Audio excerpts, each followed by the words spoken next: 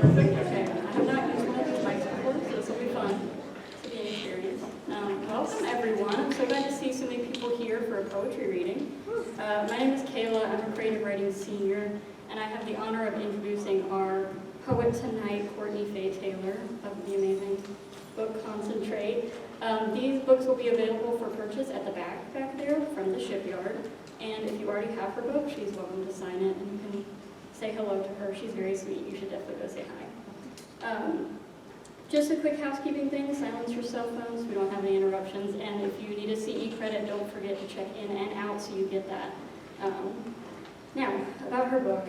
It's an amazing book of poems. It won the Cave Canon Prize, and it was selected by Rachel Eliza Griffiths.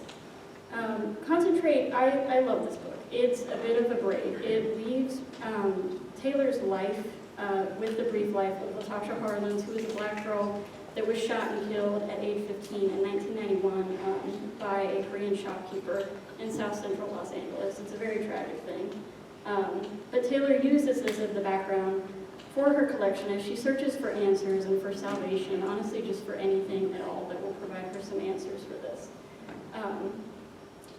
Her words are standing alongside some visual imagery that provoke the emotional nature of this story, and one of my favorite lines is, "Innocence is a fact you must believe in to save.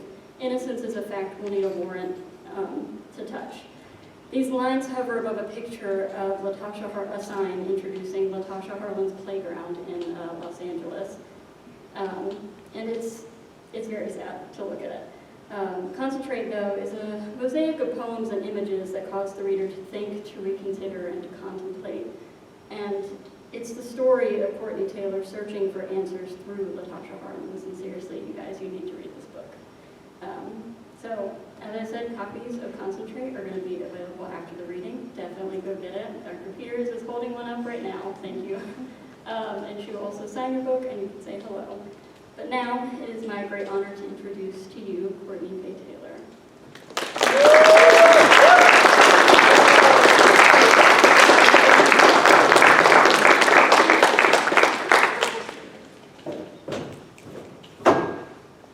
Thank you, Kayla. So sweet. I love that introduction, and thank you for reading Concentrate so closely. Thank you to the faculty who have invited me here today, Georgia Poetry Circuit, and everyone who's come out tonight. So I'm excited to share some work from Concentrate, my first collection. So this is a picture of me and my cousin sometime during the 1990s, and I'm the little girl sitting on the carpet. We're at my aunt's house in Cincinnati, and my cousin would often braid my hair in the summers. And if you've seen the cover of the book, this image kind of mirrors that cover image. And I'm really fascinated by this image because I think there's such intimacy in sitting between an elder's knees and getting your hair done as a black child. It's a loving act because someone's taking time out of their day to beautify you. But it's also sometimes an act of struggle. There can be pain and discomfort, especially if you're getting braids. There are certain instructions you have to follow, certain ways you gotta turn your head or sit up straight. For the person doing the hair, there's exhaustion in the skill itself because it takes hours, it takes moments of rest. But in the end, these people have spent hours in connection, and I think of black girlhood as being made up of years and years of those hours. Concentrate begins as a stream of dialogue between an aunt and a niece sitting in this exact position. And as the niece is getting her hair straightened, her aunt is telling her the story of Latasha Harlins, who, as Kayla mentioned, was a black girl living in South Central Los Angeles in the 1990s.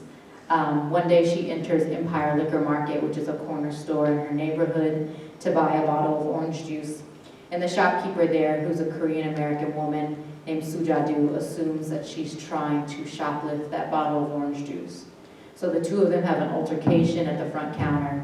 And at the end of it, Latasha leaves the orange juice on the counter and turns to leave. But Sujadu shoots her in the back of the head and kills her instantly in the store.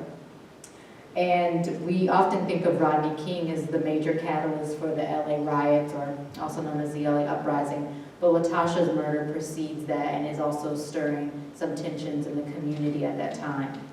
So my book deals with Latasha Harlins, but through her I'm navigating Black girlhood in its entirety, both its beauty and its risk and precarity. So far, my sentence as a Black woman has been hard to hone, honed in sore white pith. Put graciously, Black womanhood has been a limb that's fallen asleep beneath me. Paddy wagon of spinal cords and Baltimore's traffic up ahead, this whole color was a mistake. A leak in the ceiling whorehouse, a confused ass whooping. You see the baby in the blinds, the eager run in nylons, a public school lisp making room for the velour of her name. I was one of them, in grade school. It seemed my whole class had fallen asleep in front of a microwave.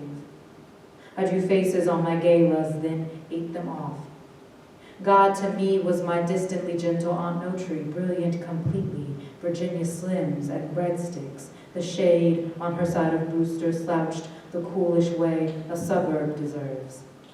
Sunday she was an usher with one breast. I crept to mom and pop's where bells above doors snitched to mention my entrance, but I told them bells. I was toys to be bothered. I had made such toyish mistakes. In any Black sentence, you'd love nothing more than to have made no mistake. Before I knew who Latasha Harlins was, my first perception of there being any tension between Black and Asian American communities was in the context of Black beauty supply stores that were owned by Asian American business owners. And so sometimes growing up, Black women and girls would recount instances of racial profiling in some of these businesses. And to me, as a child, hostility between communities of color was a really strange realization. I think we tend to frame racial opposition in America as a kind of strictly white and Black construct, but the Black beauty supply store was the first place I noticed white supremacy to be something that could operate without white people physically being in the room. So there's a way it can kind of work on autopilot or be so internalized that we enact it in violences against each other. I took this photo at a Black beauty supply in North Carolina, and what we're looking at here is the front counter of the store. And taped to it at the very top are these screen grabs from the store's security camera footage. And these are images of Black women, and they're walking the aisles, and we're to assume they've either just shoplifted or are preparing to. And the owners of the store have added the names of the women and their role in the crime. So you see Taniqua off to the side on that white piece of paper is named as the shoplifter, and Kiera is the driver and accomplice. And so to me, this counter then becomes this bulletin of Black criminality. It's meant to be a preventative measure to discourage future thieves, or if these women were to return, seeing their images may deter them from taking anything else. But as someone of the same racial and gender identity as those displayed here, it makes me speculate about the owner's speculation of me. As a Black customer entering the store, I become the audience for the display and therefore the person being warned.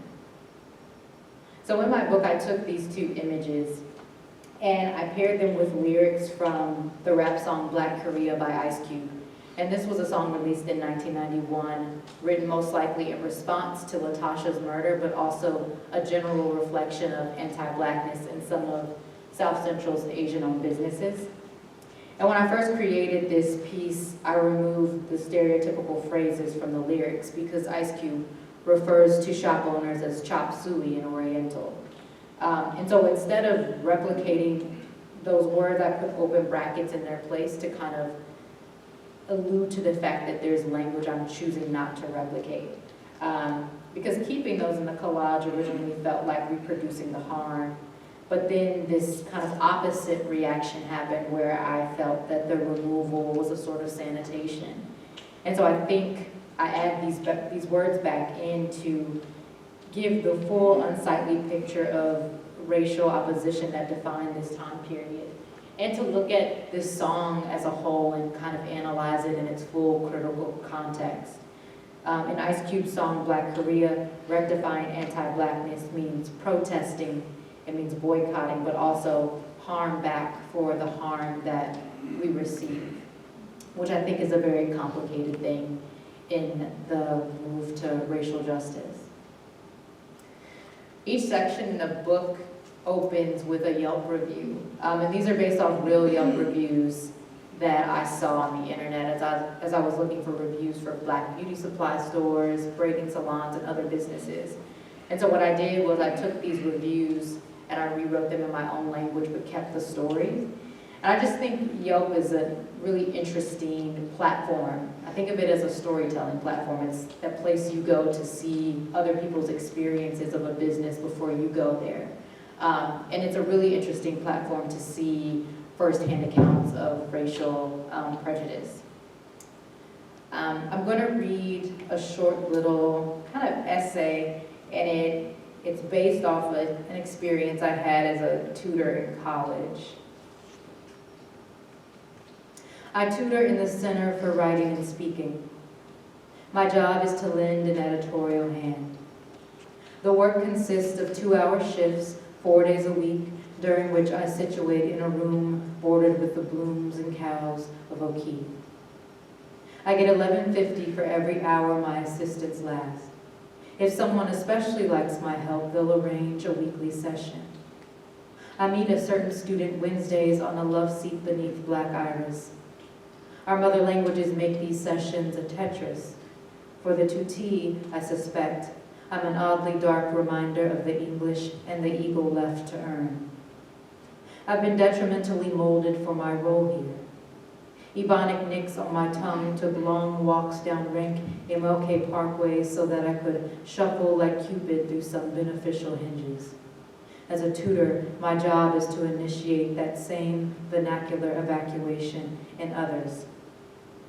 At our 7th session, I review an essay in which the prompt instructs her to write about a time when you experienced culture shock, the feeling of displacement, discomfort, or uneasiness when entering a new society or way of life.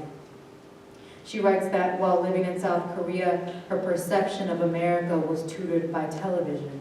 White chicks sprawled like used parachutes on the hotel coast of Californian beaches. I think maybe Laguna Beach or Baywatch. Then men in the States, rock stars sharpened by Percocet and leather, incorrect presidents or fragile average Joes, I think maybe DiCaprio or Cusack, the beau of Say Anything. But when my tutti arrived, she did not arrive on a beach or DC's foggy bottom.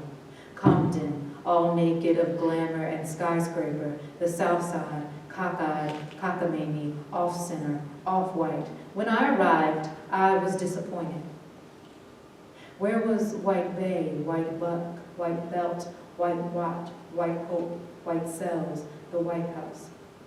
I did not know there would be so many black people here. White trash, white wash, white waves, white flight, white night, white chip, white chocolate. I was disappointed to see so many black people here.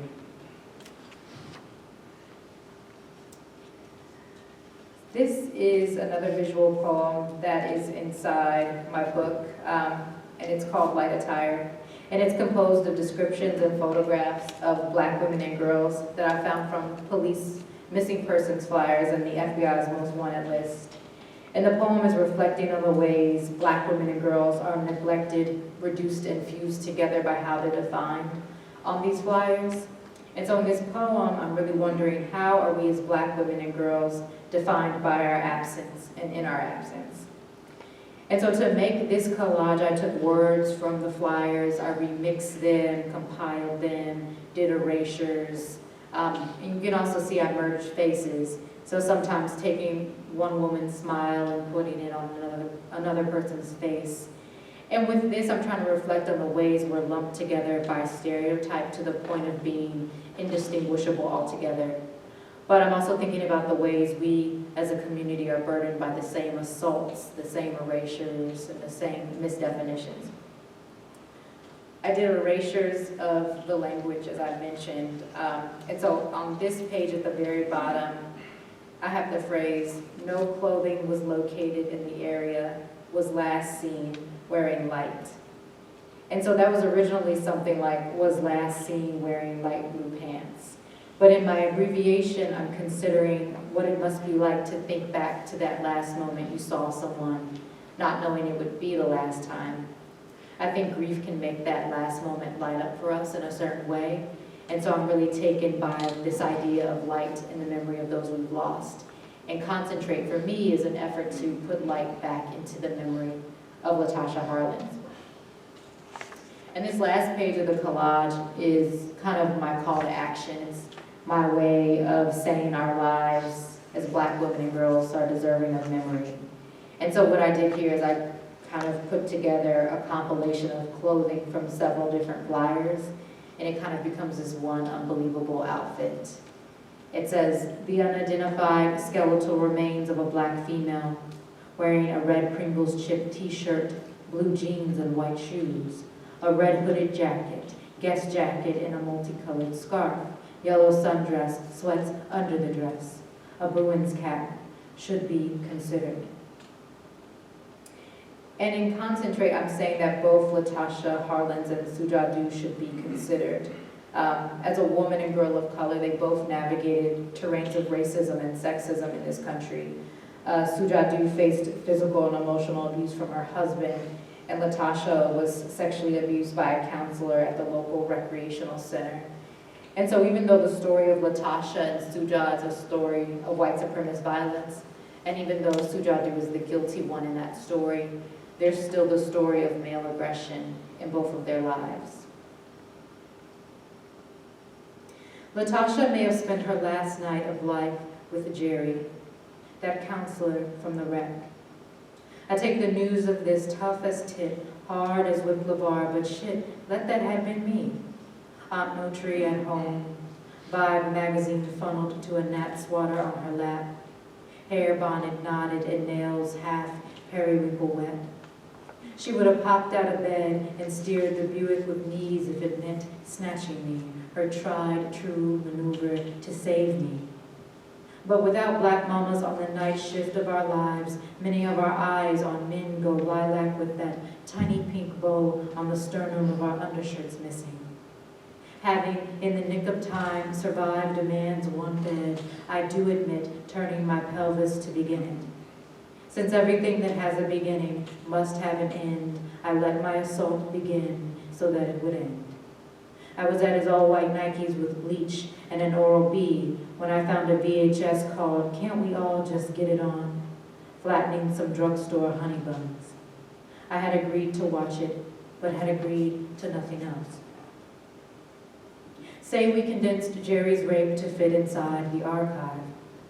Clearly, there'd be a scale issue, so leave it out on 91st. We'll have it work where, as a college tutor, I shoo a leaf from its hood, and a docent offers up the number of autumns my abuser deserved to miss if only you had given his name to name takers. Blue Tupperware still makes Russian dolls in the cabinet above the sink where I sprawled for relaxers, where Auntie rinsed cough syrup cups, snap peas, and soon I'll doll my daughter in loose jeans with no forgiveness. I'll swear to her that at first in life there will be no touching. Life will kick off like curfew at a bougie mall, and during her hard monarchy, the Holy Ghost will shout like sneezes in a hand. Guilt will whoop the habitat behind every man's head, and to his crimes we'll be ready to say, "You tried to kill me, but you missed. Now who's the master of what happened?" Aunt No Tree died in the t-shirt and tummy of the man in the middle of America. Was cervical, ovarian, one of the southern cancers. Like the last blast of eczema, she left a considerable itch in her dying. Grief nursed on me like a satin leech, Xanax, a holy host, a nimble quilt. Her favorite color was silk, which was not also her favorite feeling. Thank the Black Redeemer, it was me. Urine running clear for weeks. Snatching a fistful of denim to uproot a camel toe, but with it coming the bush unburning.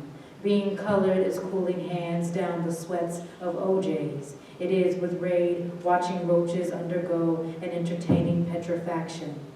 Learning how one strand of my kinks and a pride of centipedes curl close when they just threw honey. This finality, finally, I welcome it. Its lucid birth, litigious burst. Aunt Notri died in me like some withered Dunium bork, like the burnt rind of a lemon. Life insured, but daughter of Shango is her most pre-existing condition. 7 years ago today, my stretch marks make the laugh lines of a leftist markswoman. My hips, 2 white liars. Y'all remember way back when we wore wristwatches and Earth ran on individually set time? Aunt Notri drove me to 3 Burger Kings just to get me that Susie Carmichael watch that glowed mauve in the bath suds, so I been knew my kind could amphibian away through white disaster. Auntie's tolerance for smoke, 5-hearted as beige earthworms, but ma'am, what smoke needed was consequence. What it needed was harm back for harming. Whiteness escaped it. This ghetto of angels will not. Grief is the master of what happens. What girl of color survives what happens? In the book, I have some timelines, and they kind of note important events that happened within the context of the LA uprising and Latasha's murder. And this particular one deals with the years that follow Latasha's murder and what happens in the cemetery where she's buried. It's called March 1991 to June 1995. Latasha's gravesite in Paradise Memorial Park may have been disturbed in a slew of unearthings initiated by the cemetery proprietors in the 90s. If so, she was exhumed and flung onto a mound with other bone-black remains. The location of the pile is unknown to me, though you know it's a way of reselling plots, of making space for the lucrative business of dying. You know cemeteries know better. You know where this cemetery stay. You got bones to suck the marrow out of when it comes to any paradise. Paradise shouldn't be the name of no cemetery. There are no cemeteries in Paradise, the novel. Men shiv women in a convent, and when it's time to pile the bodies, our bodies are nowhere to be disturbed. No air, no punishment. Paradise. I'm going to end the reading with an excerpt from an essay that runs through the middle of Concentrate in a section called For Memorials. And this really follows me on a trip to LA where I go to visit some of the places that are central to Latasha Hollins' life. So I visit her middle school, I visit the graveyard where she's buried, the recreational center where there's a mural of her, but also where she meets her abuser, and then, of course, the grounds of what used to be Empire Liquor Market. And I'm going to read from that section. While writing Concentrate, I was often nagged by the haint of reluctance. It was driven by an insecurity surrounding my lack of proximity to the subject. I was writing about a city I'd never been to, fumes I hadn't witnessed, a span of years in which I wasn't even thought of yet. Girl, reluctance said, all you got is secondhand. So I head to LA to handle the archive, to stand at the foot of every place I talk up, to earn the facts and their phantoms firsthand. The epicenter of my curiosity is 91st and Figueroa, the lot on which Empire Liquor Market stood. Empire, a collection of states under one dominion, omnipotent premises, a territory implying power, and power implying those who die in the course of courting it. On 91st and Figueroa stood a structure, a system akin to a kingdom. Business never resumed after Latasha was killed inside. Vacancy made it a feasible target. On the first night of revolution, there were several attempts to incinerate it. But black residents living next door at the Webb Motel stayed up into the wee hours, filling garbage cans with water. Living so close by, barely 2 feet from the store, they knew the fate of Empire would have also been the fate of their home. To save their own lives, they had to save this monument of brutality, our survival inextricable from the structures that threaten it. In the late 1990s, Empire's signage was peeled from the building and replaced with that of Numero Uno Market. This is the face that greets me now. Unlike the stone white dress of its predecessor, Numero is a pink and green shock to the street. I see a parking lot and a threshold in the back where trucks relieve themselves of cereal, seafood, juice. Inside, 3 officers linger by the liter sodas. I watch a butcher conceive slivers of meat. A child walks aisles freely, motherless, unhesitant. I make efforts to push my shoulders back, but hesitate. I grab a grocery bag, eager for artifact. I hover at the refrigerators, eyeing a camera above the door. I walk around, consumed by questions of configuration. Is everything in the same place? Is this where Suja tended the counter, a gun her clandestine companion? Evidence takes imagination now. But those who love Latasha do imagine. In 2016, on the 25th anniversary of her loss, photos slouched against this edifice. Balloons ascended by the fence, dressing the hood in cool helium.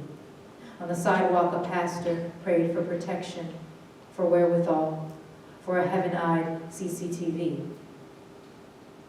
Numero's sidewalk was also the location for an interview with Latasha's aunt, Denise Harlins.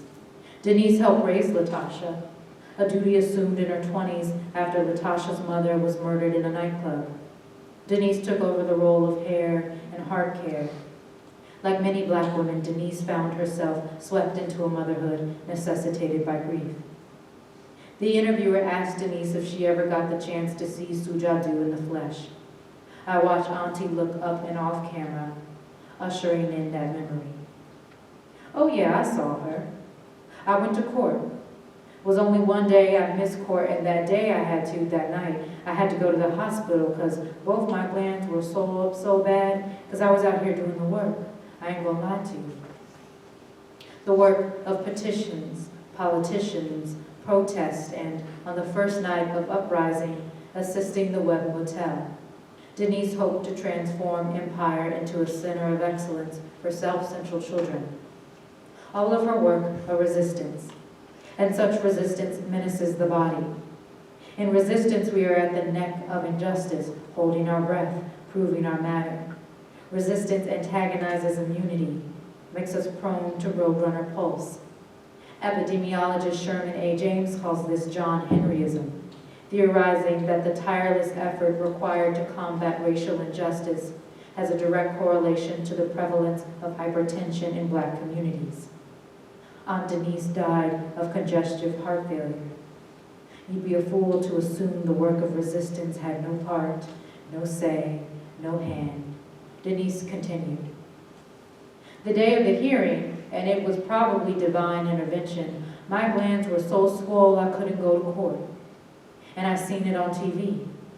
And when the verdict came back, I fell on my knees and I just shouted to my highest high, and I was angry.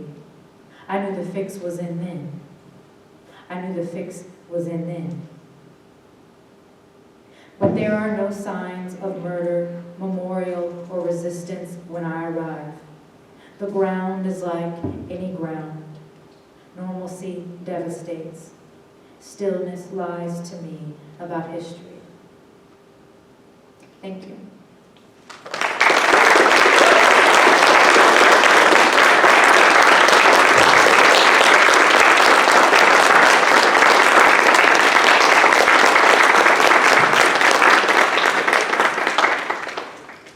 Okay, if you have questions, I'm happy to come to you. Just raise your hand. Yeah.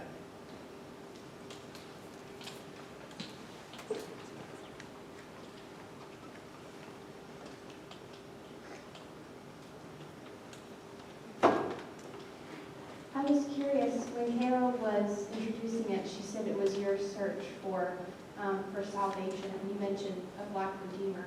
And I was curious for you, at the end of it, what was that hope, that salvation through the whole process of writing? It's a great question. I think this is a similar question to like what I want the takeaway to be, like what I feel like the mission of the book is. And in some ways, I think I want the book to kind of go out there and deliver whatever message it has for whoever it's, reaches, because I think everyone will take something different from the book, and I think that's what the magic of every book is. But also I hope that this book allows us to kind of examine Black life rather than Black death, because a lot of what we know of Black children killed in this country are their deaths and not their lives. So Latasha's 15 years of life and who she was, I think learning about that was really amazing to me because I didn't know anything about her. So the fact that she was on the drill team, she loved to dance, she wanted to be a lawyer, she wrote poetry. I think all of those are a cause for celebration, and I hope that the book is a celebration of her life and a reminder of the ways that we should celebrate Black life. So I think that that is kind of the salvation of the book. Thank you.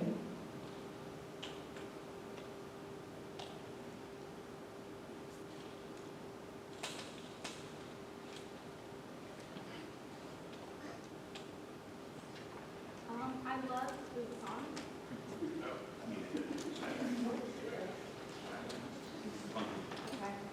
I really loved the collage aspect of this book, and it was so interesting, just as myself as a reader, to kind of piece together what different messages were being given to me through the different mediums. But I'd love to hear your kind of understanding of what led you to choose the different mediums to tell different stories. Yeah, I really think it was out of necessity. I think there were certain things I couldn't quite write a poem about. Like I would try to write a poem about it, but it wasn't really coming together. But then I thought that there were images in real life that I could use, that I could work with as the foundation of a collage or of a visual poem.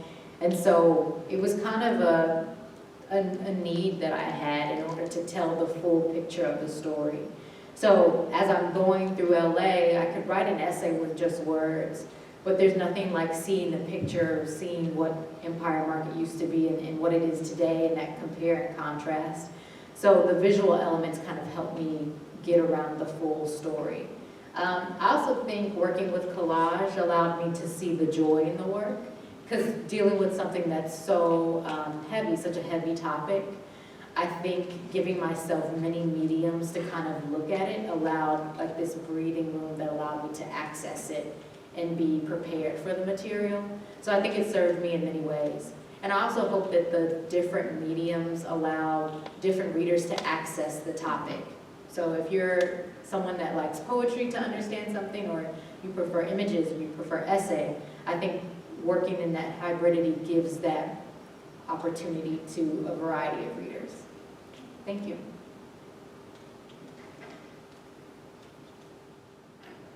How was the book received? Did you get a lot of backlash for what you wrote? Good question. No, actually not. I think that writing it, I mean, yeah, this is a very difficult topic to write about because I think it's one thing to write about white supremacy as it manifests with white people, but to write about it within the context of communities of color. We're dealing with communities that suffer their own marginality in America. So there's a delicate nature to it. I always wanted to make sure that everything I talked about pointed back to white supremacy and how white supremacy constructs these myths about our tension, the way these systems erase the solidarity that has existed between us for years. So I think I was really intentional about that care. I took the time to kind of do the research. So yeah, intensive research, but also having readers of different backgrounds read it was really part of my process so that I could put the book out there and say I did the best I could do with that material. So I think that that was a really, like the guiding principle of my writing is to like write with care, honesty, but also care. So it's been received really well, so I've been very grateful for that. So I'm glad that the book is kind of doing what it's set out to do. Thank you. I think we had a question up at the front.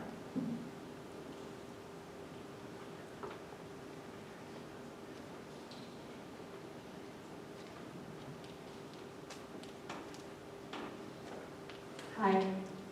So earlier, whenever you were talking about the black hair stores owned by Asian Americans, and the racism that went on between them. You called it white supremacy, and I was just confused on how that pointed back to white supremacy, because I would think it'd be like Asian supremacy, since it's Asian people being racist to black people, but Yeah. So I think that the best way to answer this question, I think the white supremacy is a system in which people of color are kind of under that, but there's a way that you can internalize that. So internalized anti-blackness, for example, is me internalizing the negative beliefs that white supremacy has of me, the structures that are created to make me underneath others. And so all of that is kind of always at play, and it is something that has been constructed by whiteness.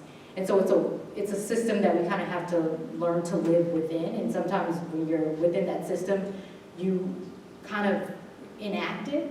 There are a lot of scholars that do this work that you can read that speak to this, probably better than I could. But yeah, this idea that of like reverse racism doesn't exist, this idea of like, you know, like those sorts of things are myths that point away from white supremacy as being the major cause of this tension. I wish I could answer that better for you, but there's some research you could do to help you understand it. no, that was great, thank you. And also, how did you find her hair? So there is a book that I read called The Contested Murder of Latasha Harlins that talks about her aunt. And so from there are a lot of articles on her. After Latasha was murdered, she kind of devoted her entire life. She quit her job to advocate for Latasha and for other black children that are in this situation. And so there was a YouTube interview with her that I found that some children did right outside of what used to be Empire Liquor Market. And so I watched that interview and found it really interesting and decided to incorporate it in the essay. Thank you for opening our eyes, and thank you for sharing this story. Thank you. There's a question in the back.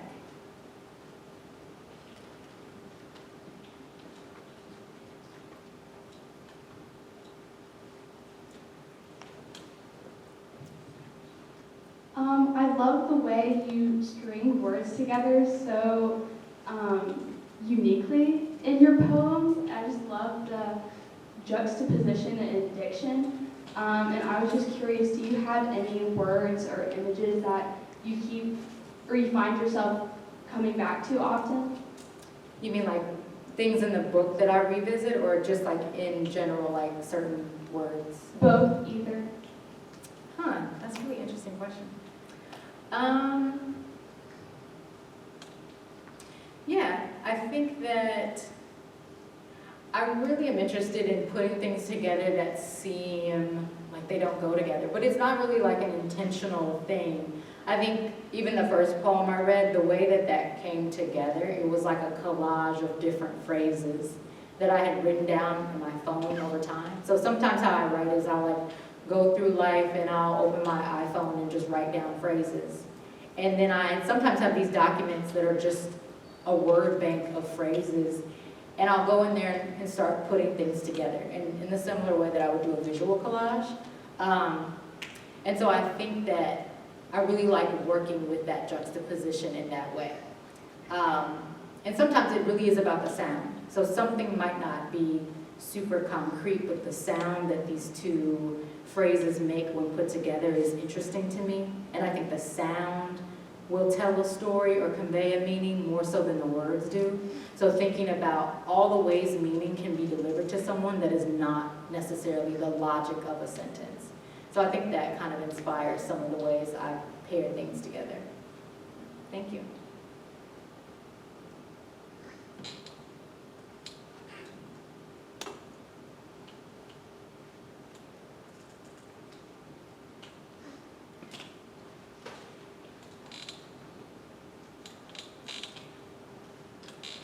When dealing with such a sad reality, how did you, as a person of color, deal with this when you went over and saw the buildings and the streets that this happened? How did you, as a person of color, deal with such a harsh reality?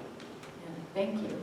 And I think that's really important as writers of color when we write about this to take care of ourselves, because we deal with this every day. And then to write about it, it's like reliving it. I always answered this by saying, like, taking my time.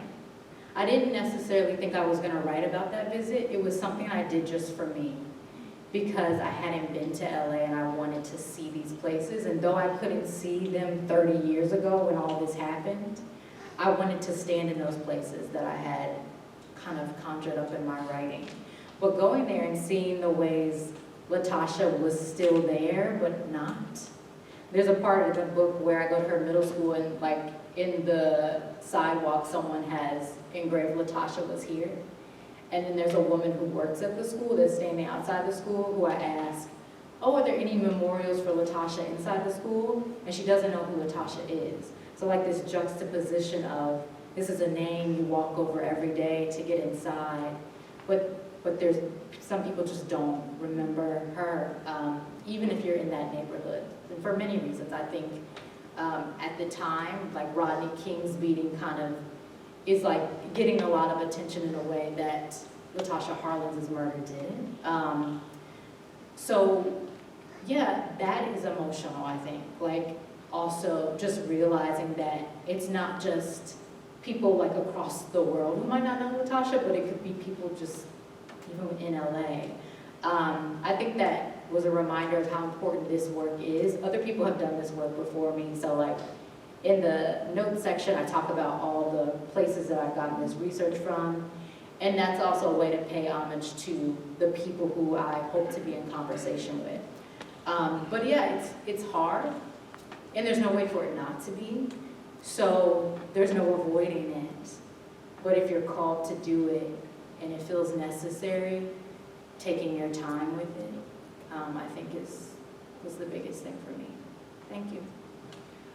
One more question as well. Dealing with these emotions and just this harshness, how did you as a writer, through writing this book, how did it impact you moving forward through your life as a person of color, as a writer, and just as a person in general? Yeah, that's a really good question.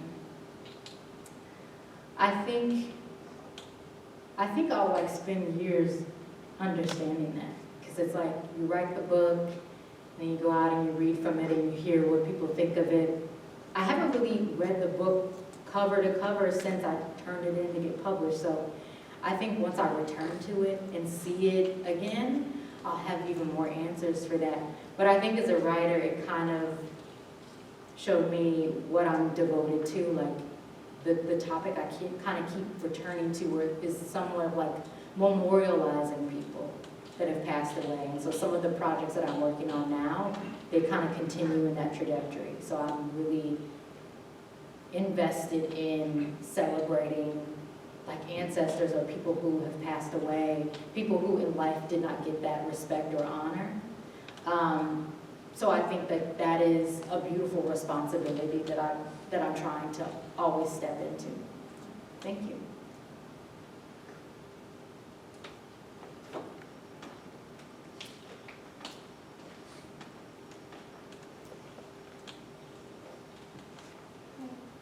When did you know that you wanted to write this book? Like, when did you realize, like, you had to do it? Yeah, so this really started as an interest in Black beauty supply stores, Black hair, and then the racial dynamics of those stores. But I had written a standalone poem, which is the second poem in the book, and it's kind of a long poem, it's a dialogue. And I had written that years ago, just like the first 2 pages of it, and that's when I first mentioned Latasha Harlins. And I put it away, I didn't think of coming back to it.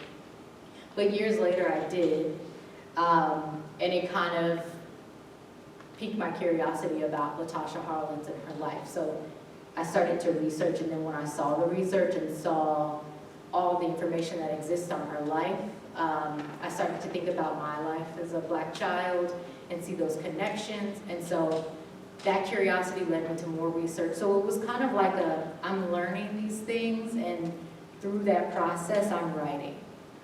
So it wasn't really like I'm gonna write a book about Latasha Harlins, or I'm gonna write a book about this, but like slowly finding out and writing towards it and seeing, okay, like this is what I'm interested in. And then from there, the book kind of comes together. Thank you.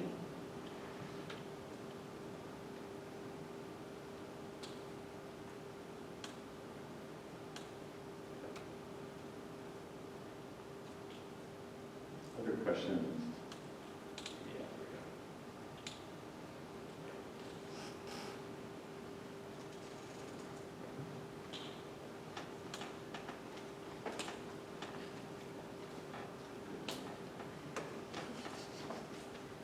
So this one is a bit of a very college staple when we ask all of the visiting writers, how do you feel about Beyonce? Funny. I love Beyonce. Yeah. I'm trying to get Beyonce tickets. Very expensive. But I love Beyonce. I mean, especially Renaissance is really important to me. I feel like I've always loved Beyonce. I feel like everybody loves Beyonce. But I think this recent album, like as a queer Black person, was very important to me and came to me at a time that I really needed it. So with that album is particularly moving to me, and especially why I want to go to this concert. So I'm really like an extra big Beyonce fan because of Renaissance. Yeah. Thank you. Well, that seems like a good question to end it on.